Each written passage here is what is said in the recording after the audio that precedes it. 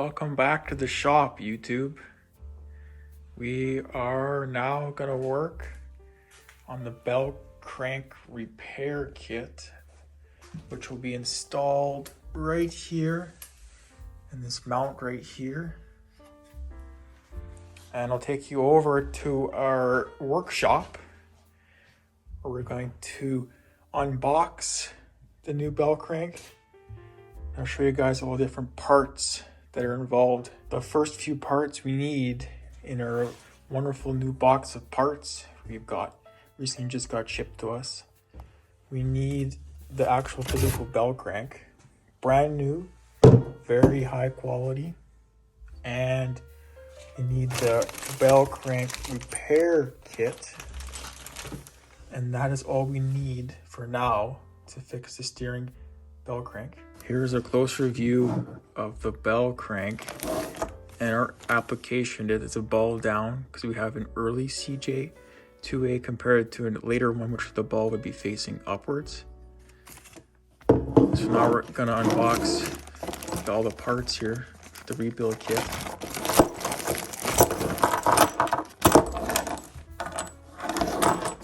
There's quite a few components here. So the first piece is the big nut that holds it all together. The two bearings that will go into the Bellcrank like that.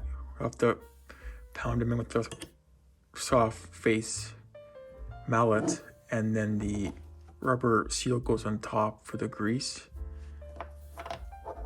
This right here is the tapered nut that you pound into the actual frame on the Jeep, and then it goes in this groove right here and it holds this nut from moving.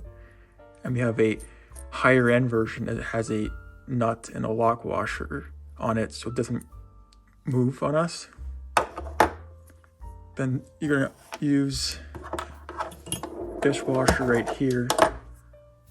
Will go in this groove right here when we have it all together, and the nut will hold it all together, and then you put a cotter pin through the top to hold it.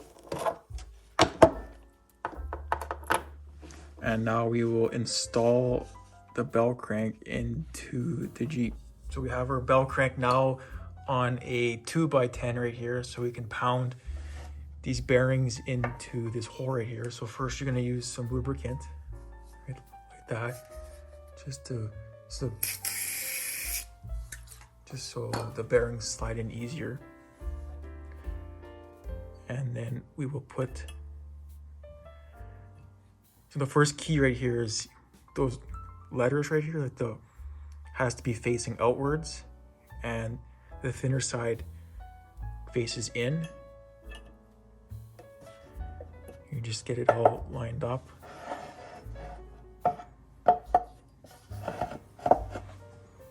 Now the soft face hammer.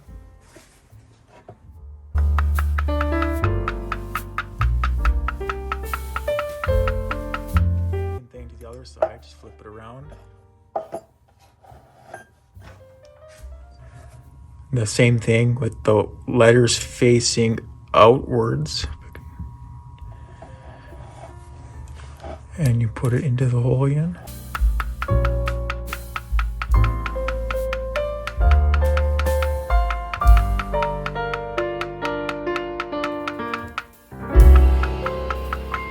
We have the Bellcrank mounted on a higher piece of wood, so these lower parts can hang over when we pound this thing in. So using an 18mm socket, we're gonna put it on the bearing and seat them down lower so these bushings will fit in there. So we're gonna give it a try here and see what happens.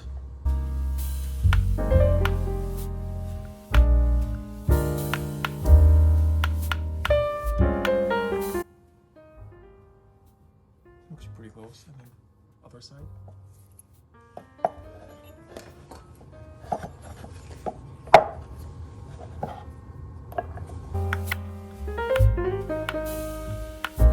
You want to push it down so the seal is flush with the top. See, that's pretty good. Now, just push it in.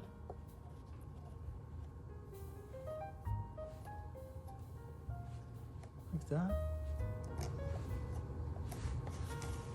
One side's done.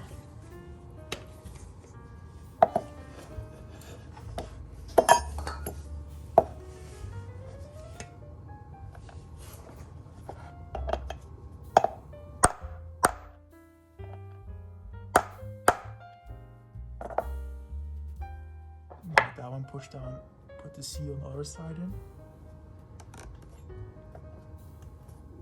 And the bearing install is now complete. This pin, put a little bit of grease on it just so it slides a little more easier. You don't need too much. And you also want to get a little bit of grease onto the bell crank here, just on the seals. You don't need to put any inside, just so it slides a little easier.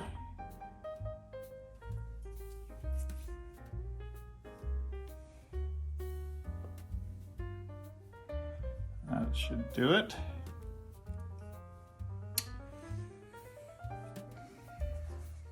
Now, what we're going to do is pound this pin in the 2As, which is different than the MBs and GPWs. This pin mounts onto the frame on the 2As, and on the GPWs, this pin mounts onto the axle, and so does the bell crank. So a little bit different design. I don't know which is better, but that's what we got. So with the taper end facing towards the inside the engine, it has to be facing towards this way. So when you drive that tapered pin in, it'll go into this groove like this. So we're just going to compare the old to the new, and the key thing to look for on these bell cranks is the old, as you can see, it's scoured and it's more egg-shaped than it is compared to the new, which is nice and round and doesn't have any scuffs on it. So that should tighten up the steering considerably. And I think the diameters are quite different on the two. The old one looks like it's been well used over the years, and the new one is looking real good, brand new. So using a soft face hammer, we're going to pound this in till this groove right here is in line with this slot right here.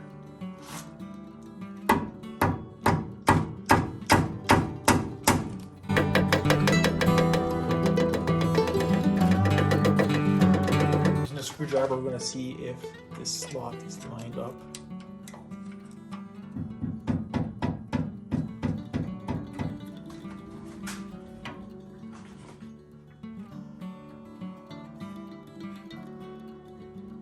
And now it's lined up.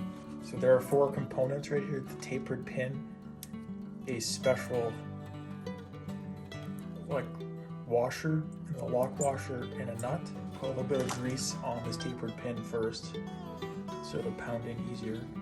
Put in the hole with the flat facing towards this pin.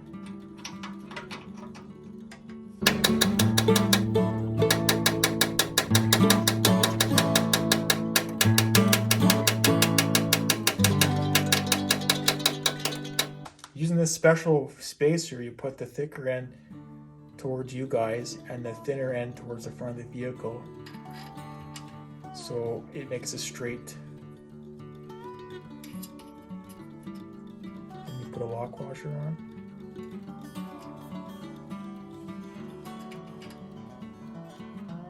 And the nut.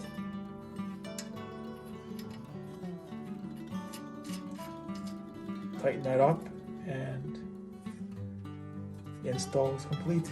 So like a 9/16 socket. Tighten this nut up.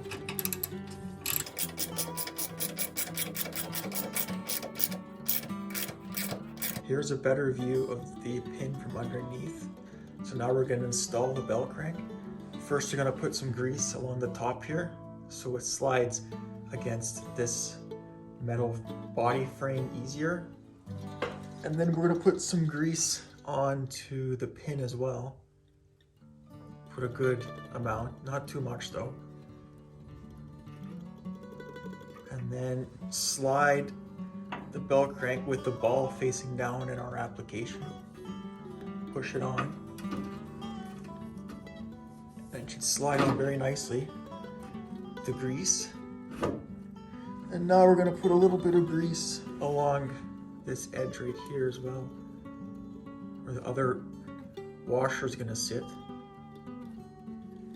And then using this washer with this groove in it, paste the groove into the groove on the pin. Just place it on. And now with this nut that comes with the kit, right here, just thread it on to the threads.